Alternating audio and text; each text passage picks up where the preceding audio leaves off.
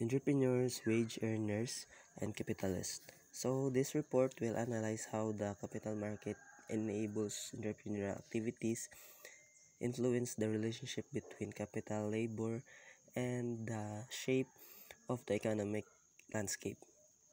So this is the learning outcomes. So define entrepreneurs, wage earners, and capitalists with framework of the capital market. Second is explain the role of the entrepreneur as the initiator of the capitalist production processes, emphasizing their access and utilization of capital market resources. Second, we'll analyze the interdependence of these three economic within capital market ecosystem. Discuss the impact of capital market and the relationship between entrepreneurs, wages, and the capitalist. And lastly, explore the potential risks and rewards associated with rules with the capitalist market. So, entrepreneurs. So, they come up with an idea or identify a needs for a product or services. Then, create a business plan on how to put their thoughts into actions. Entrepreneurs are business people who find their success by taking risk.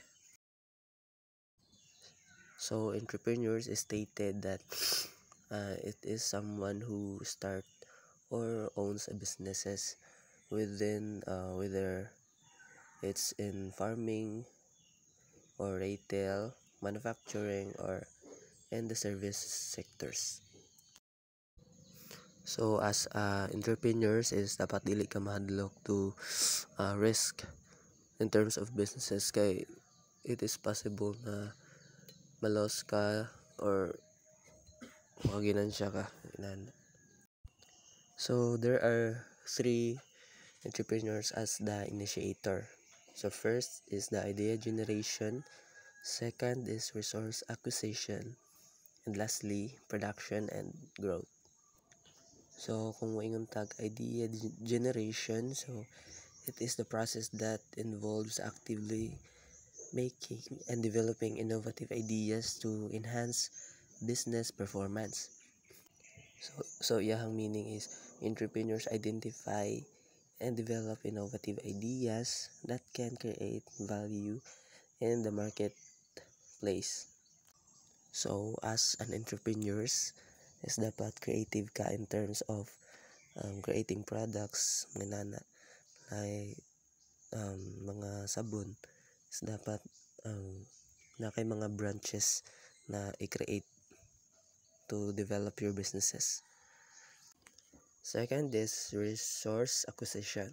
So entrepreneurs leverage the capital market to secure funding, often through equity and debt financing to bring their ideas to life. So this resource acquisition is very important for an entrepreneur to build a businesses. So maong it is necessary to getting the things that resources needed to start a grow the businesses. Like kanang mga resources nimo sa imong business nga kinahanglan gid this first is money. So capital or funding is iya.